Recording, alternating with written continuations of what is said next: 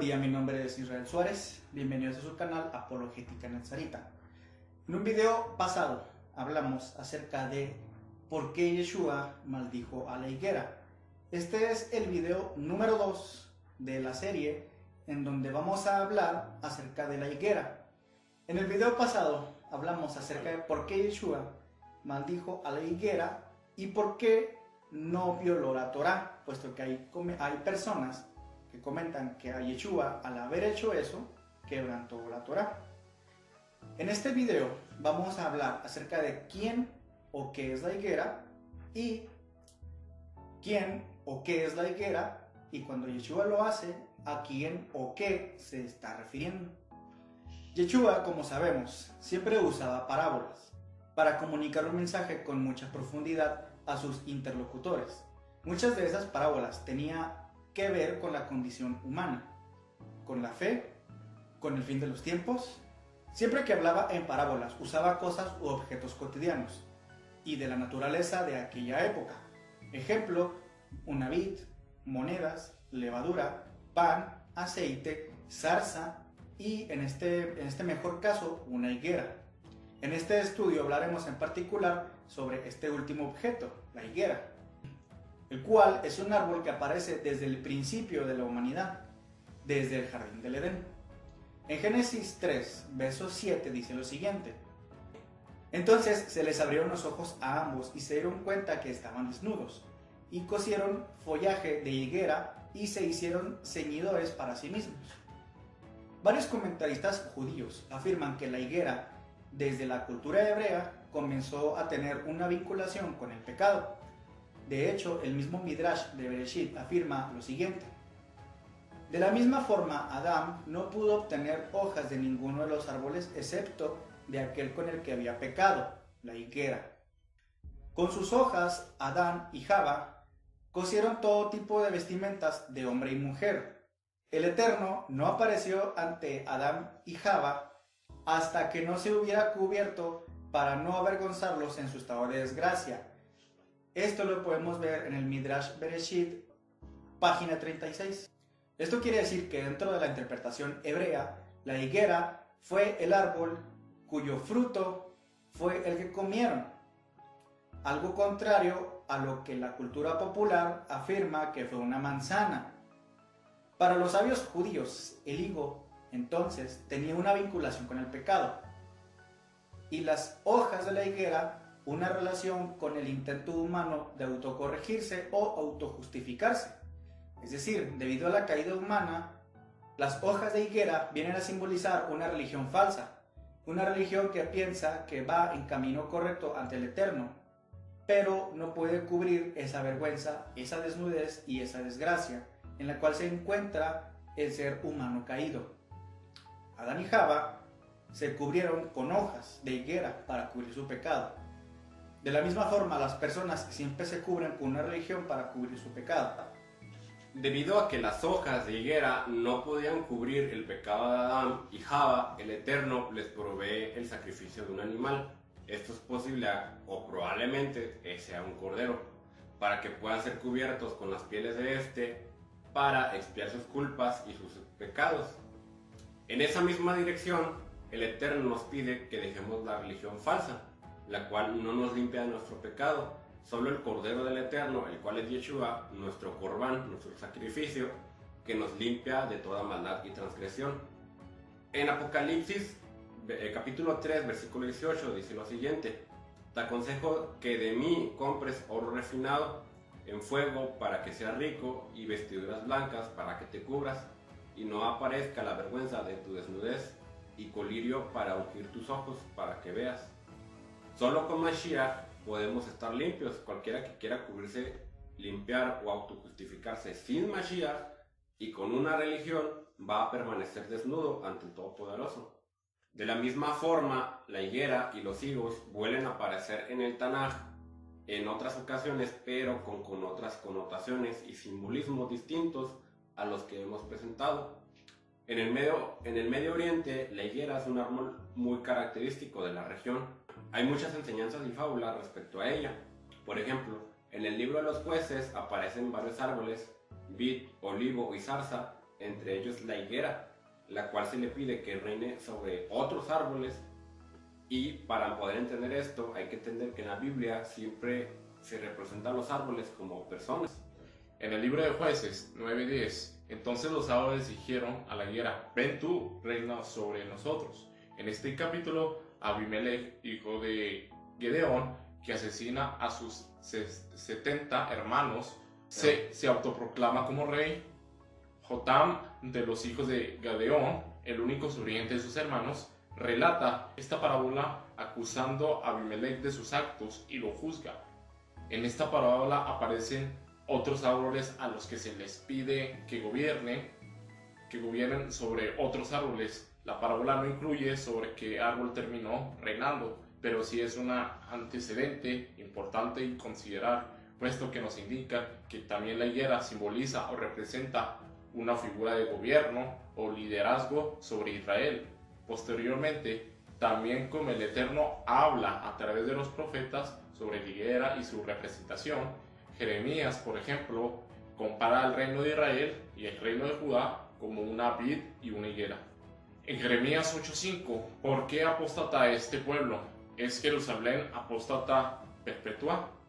Se aferran al engaño, rehúsan volver. ¿Cómo podéis decir, somos sabios, la ley de Yahweh está con nosotros? Cuando la pluma engañosa del escriba la ha convertido a mentira, los sabios están avergonzados y turbados y atrapados, rechazan con desprecio la palabra de Yahweh. ¿Qué sabiduría, pues, podría haber en ellos? Por tanto, daré a otros sus mujeres y sus campos a los conquistadores, porque desde el pequeño hasta el grande, todos ellos son dados a ganancias deshonestas. Desde el profeta hasta el sacerdote, todos ellos practican el engaño, pretenden curar con ligereza el quebrantamiento de mi pueblo, diciendo paz, paz, cuando no hay paz.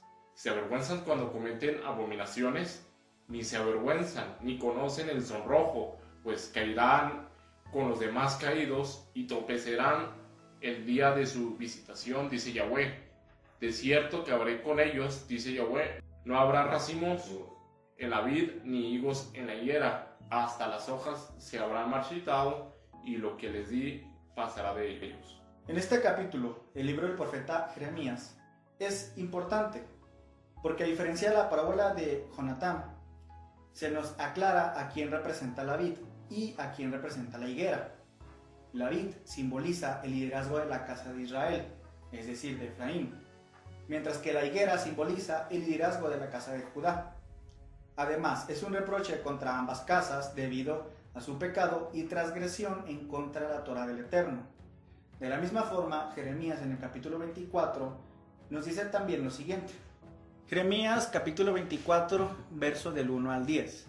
El Eterno me mostró 2 cestas de higos puestas delante de la casa del Eterno. Después que Nabucodonosor, rey de Babilonia, hubo deportado a Jeconías, ben Joacim, rey de Judá, y a los príncipes de Judá, con los artesanos y los herreros, desde Jerusalén, y los hubo llevado a Babilonia.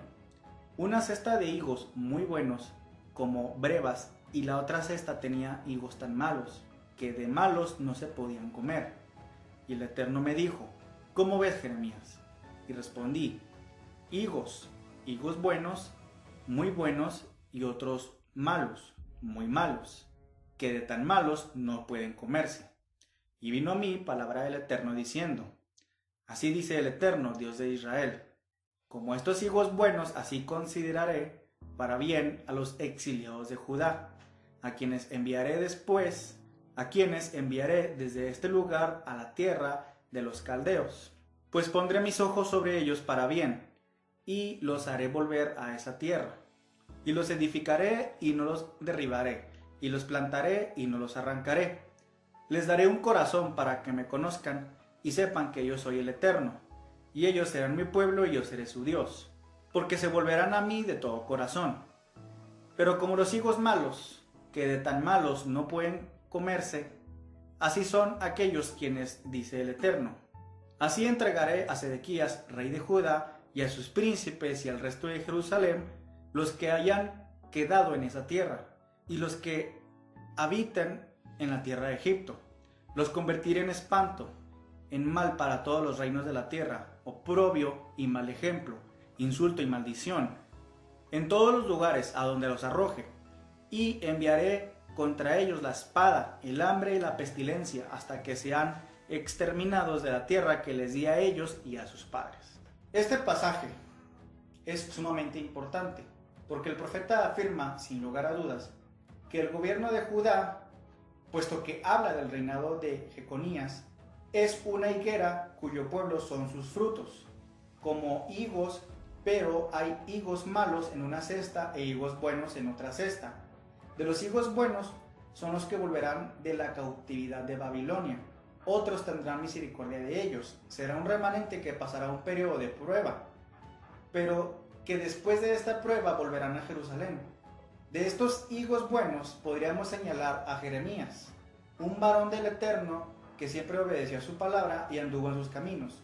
Pero no así Sedequías, un higo malo del cual no se habla cosas positivas, sino que se afirma: convertiré en espanto, en mal para todos los reinos de la tierra, oprobio y mal ejemplo, insulto y maldición. De la misma manera, Yeshua habla sobre la higuera en dos parábolas importantes. La primera la encontramos en Lucas 13, versículos 6 al 9, y propuso esta parábola. Uno tenía una higuera plantada en su viñedo, y fue a buscar fruto en ella, y no la halló, y dijo al viñador: mira, hace 3 años que busco fruto en esta higuera, y no la encuentro. Córtala. ¿Para qué inutiliza también la tierra? Él entonces respondiendo le dice: Señor, déjala aún este año hasta que cabe a su alrededor y le eche abono, y si da fruto en lo futuro, y si no, la cortarás. Lo interesante de esta parábola es que habla de un hombre que tenía un viñedo, es decir, un plantío de muchas vides, árboles de uvas. Pero dentro de este plantío había una higuera. Esta higuera sola no puede ser Israel, puesto que si leemos Isaías capítulo 5, veremos que habla de que Israel es la viña y el Mesías, según palabras de Yeshua, es la vid verdadera en Juan 15. Lo que implica que la higuera es un árbol o un grupo aparte dentro del viñedo, dentro de Israel, del cual dice Yeshua que no halló ningún fruto, pero de la cual se le da un año más de espera ante la expectativa si es que da fruto. Lo que podemos interpretar de esta primera parábola es que la higuera en efecto simboliza el liderazgo de Judá que gobernaba en Jerusalén, Judea, en aquel entonces, pero que Yeshua fue a ver si daba fruto, es decir, arrepentimiento y una vida correcta delante del Eterno, como lo vemos en Gálatas capítulo 5, y de que reconocieran que Yeshua es el Mesías que había llegado, pero lamentablemente no encontró ningún fruto en esta higuera. Ahora bien, la otra parábola de la que habla sobre la higuera es, pero de forma actuada. Esto lo vemos en Marcos capítulo 11, versículo 12 al 14. Al día siguiente, cuando salieron de Betania, tuvo hambre y viendo de lejos una higuera, la cual tenía hojas, fue allá por si acaso hallaba algo en ella, pero cuando llegó a ella nada halló, sino hojas, pues no era el tiempo de higos. No obstante, le dirigió la palabra diciendo: nunca más coma nadie fruto de ti. Y lo oían sus discípulos.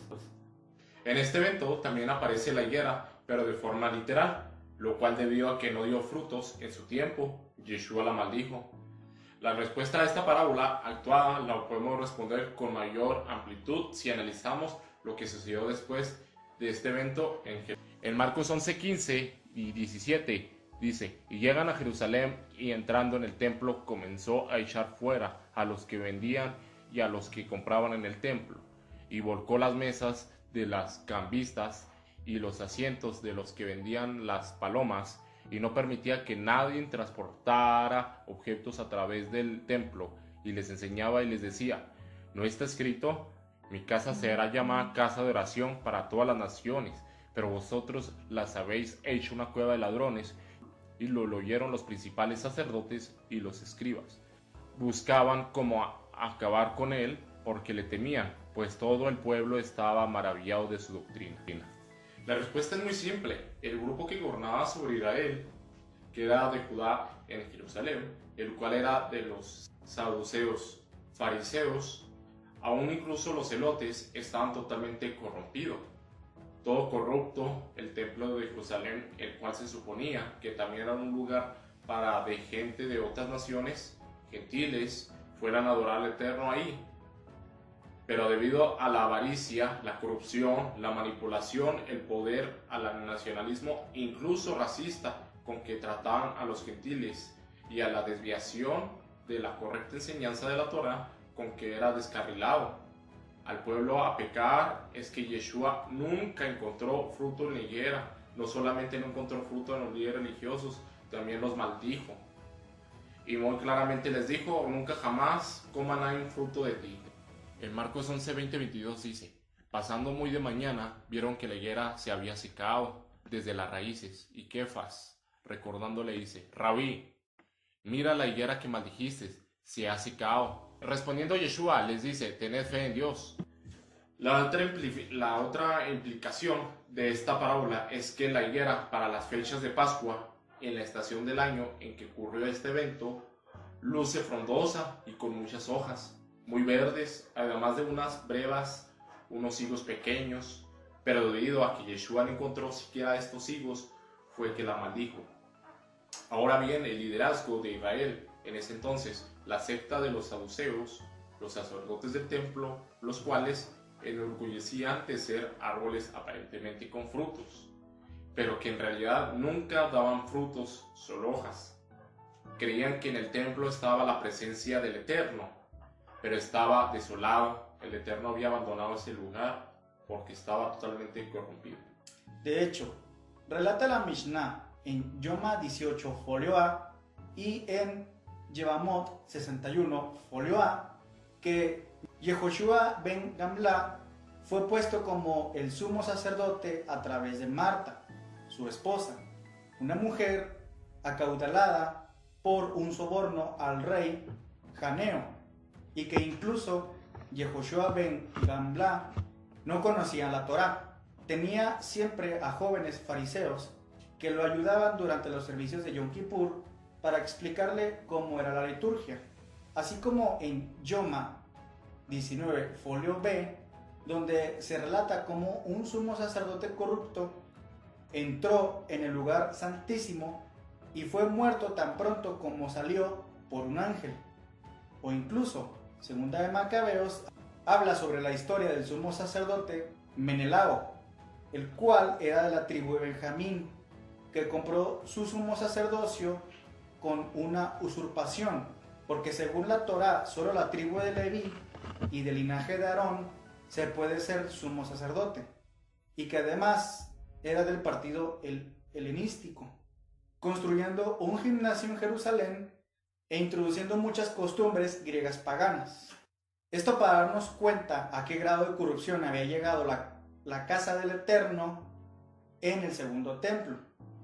Pero veamos bien, esto se relaciona con lo que sucedió con Adán y Java, ya que este grupo corrupto, este gobierno saduceo sobre Israel, se cubría solo con sus hojas de higuera, pero no tenían frutos. Ellos creían que vivían una vida recta delante de todo el Poderoso, pero estaban desnudos, vivían una religión enteramente apartada de lo que el Eterno le había dicho a Moisés y a los profetas. Vivían una vida hipócrita. Es por ello que deben de ser cubiertos con la sangre y con la carne del Cordero, el cual es Yeshua el Mesías. Pero no quisieron, al contrario, lo rechazaron y hasta lo mandaron a matar. Dejar esto en claro es importante, puesto que los teólogos dispensacionalistas cristianos que creen que Yeshua maldijo a la nación de Israel, pero esto no puede ser así. Miles de judíos creyeron, entre ellos los discípulos, los apóstoles, se les dijeron que ellos gobernarían sobre las 12 tribus de Israel. Lo que maldijo Yeshua fue el liderazgo de Judá, a los saduceos, los fariseos y los celotes, y a todos aquellos que se ostentaban como líderes religiosos sobre Israel, pero que estos estaban corrompidos por la avaricia y el poder. Y eso solo algunos, porque obviamente vemos un saduceo como José de Arimatea, que sí creyó en Yeshua, o a Pablo de Tarso, un fariseo que también creyó, y un celote que formó parte de los 12 discípulos. Lo que quería Yeshua es que se arrepintieran de sus pecados, que no se cubrieran con hojas de higuera y que dejaran esa vida de pecado. Estos líderes no quisieron y por eso fueron maldecidos. Otro punto a esclarecer es que está profetizado que el liderazgo de Judá tarde o temprano sería quitado y sería dado al Mesías, según lo vemos en Génesis 49:10, el cual dice lo siguiente: no será quitado el cetro de Judá ni el legislador de entre sus pies hasta que llegue Shiloh y sea suya la obediencia de los pueblos. Así también ya estaba profetizado que la ciudad de Jerusalén sería desechada como un lugar donde el Eterno moraba en el templo. Esto lo podemos ver en el segundo libro de Reyes, capítulo 23, versículo 24 al 27. Y Josías también eliminó a los medium y a los espiritistas y a los tefarim y todos los ídolos abominables y todos los ídolos detestables que se veían en la tierra de Judá y en Jerusalén, para cumplir las palabras de la ley escritas en el rollo que el sacerdote Hilcías había hallado en la casa del Eterno. No hubo ningún rey como él antes de él que se convirtiera al Eterno con todo su corazón, con toda su alma y con toda su fuerza, conforme a toda la Torá de Moisés, ni tampoco se levantó otro igual después de él. Con todo, el Eterno no desistió del ardor de su gran ira, pues su ira se había encendido contra Judá a causa de todas las provocaciones con que Manasés lo había provocado, y el Eterno había dicho: como aparté a Israel, también a Judá apartaré de mi presencia, y desecharé a esta ciudad que había escogido, a Jerusalén, a la cual dije: allí estará mi nombre. Entonces, también Yeshua les dijo a los líderes en Mateo 21, 43 al 46: por esto os digo que el reino de Elohim os será quitado y será dado a un pueblo que sí produzca frutos de él. Y luego de oír sus parábolas, los principales sacerdotes y los fariseos comprendieron que hablaba acerca de ellos, y procuraron echarle mano, pero temían a las multitudes, porque éstas lo tenían por profeta. Así como Mateo 23:13: hay de vosotros, escribas y fariseos hipócritas, porque cerráis el reino de los cielos delante de los hombres, pues vosotros no entráis ni dejáis entrar a los que están entrando. El liderazgo fue el que mandaron a Roma a que crucificaran a Yeshua. En Mateo 27, 1 al 2 dice lo siguiente: al amanecer, todos los principales sacerdotes y los ancianos del pueblo tomaron consejo contra Yeshua para entregar la muerte, y después de atarlo le llevaron y le entregaron al procurador Pilato. Esto lo debemos de entender para que tenga una aplicación entonces para nosotros. Somos árboles también, pero un olivo, como dice Pablo en Romanos 11. Por ende, debemos de dar fruto, porque de otro modo seremos cortados, igual que aquellos judíos o líderes judíos que no recibieron a Yeshua. Seamos entonces como los discípulos y aquellos que dieron fruto y fruto en abundancia. No nos cubramos entonces con las hojas de una higuera, con una religión desviada que pone su fe en el Talmud, en la Mishnah, en la Kabbalah, en el sionismo, que aunque pueda lucir frondosa y con hojas verdes, no da fruto. Debemos entonces cubrirnos no con hojas, sino con la sangre y la piel del Cordero, la sangre de Yeshua, nuestro Mesías, para que así podamos guardar sus mandamientos para dar mucho fruto. No seamos entonces como higueras sin fruto, ni tampoco estemos colgados o siguiendo o apoyando a la higuera, porque esta está maldita por Yeshua y nos dijo claramente: nunca jamás coma nadie fruto de ti. Entonces, Yeshua también nos dijo que la higuera tarde o temprano reverdecería. Esto nos lo da como una señal antes del fin de los tiempos. En el siguiente video vamos a hablar más acerca sobre ese tema. Si te gustó este video, te invito a que te suscribas, le des like y lo compartas con tus amigos. Soy Javier Ortiz, hasta la próxima.